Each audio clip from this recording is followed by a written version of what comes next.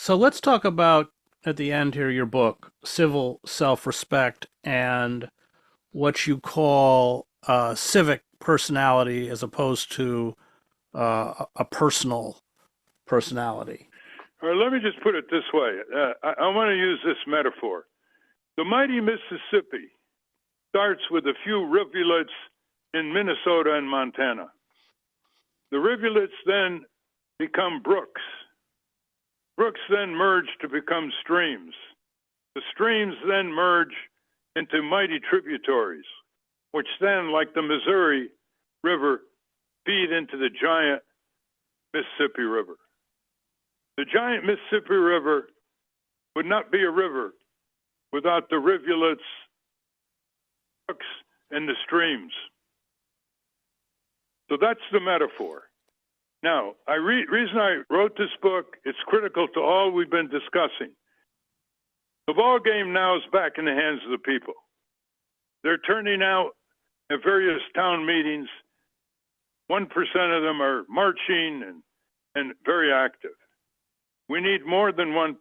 Even 2% is 5 million adults right there. And so I write this book because I would be speaking to large audiences, Chris, around the country in past years. And at the end, people would come up to me rather hesitantly, and they would say, Ralph, I know I'm a nobody, but I have to ask you this question. And when I hear that, I flare. I said, what do you mean you're a nobody? How can you ever say you're a nobody? You live as a citizen in this country. How can you say you're a nobody? A worker? Yes. Are you a consumer shopper? Yes. Are you a taxpayer? Yes. Voter? Well, sometimes.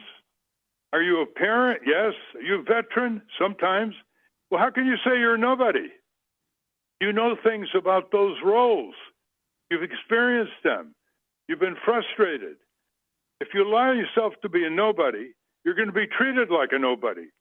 You're going to be treated like someone who doesn't count, someone who doesn't matter, somebody who can be disrespected, someone who can be ripped off, somebody who could be underinsured, somebody who can be suppressed. So let me tell you something, and that is, you don't have to go out of your way. Just in your ordinary shopping, you get ripped off, you become more of an advocate. You move into a citizen dimension. Some of the examples in this book is full of examples called citizen self-respect.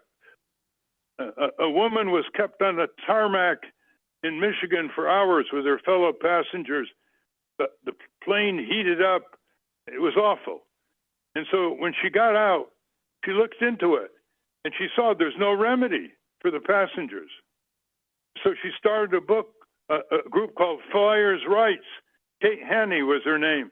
And until she stopped getting support, because people often look the other way and think other people are going to support these citizen groups, she made a lot of changes on the basis of her experience. She became a citizen advocate.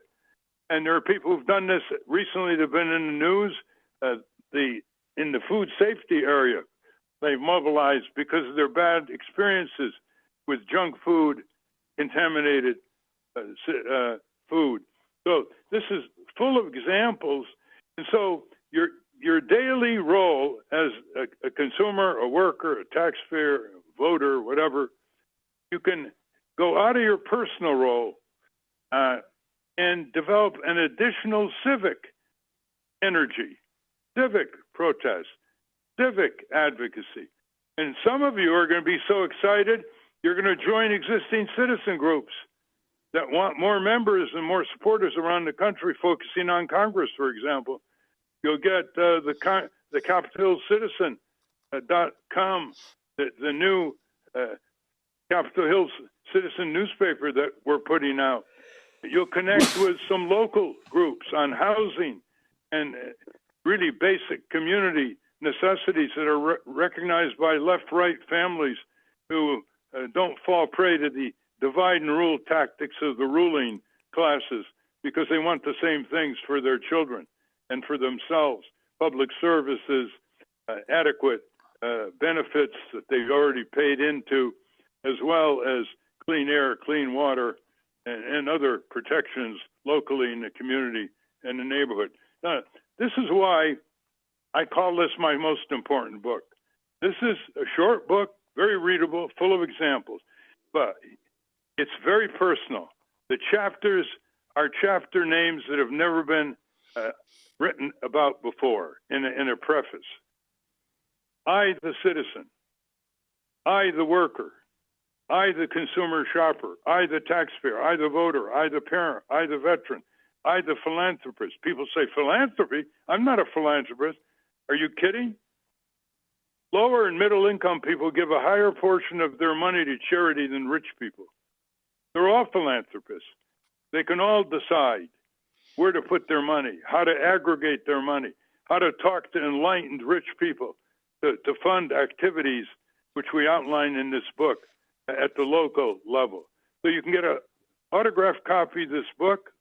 If you're inclined that way, you can go to nader.org and it describes the book, or you can get it directly from the publisher, Seven Stories Press, or you can get it in other ways.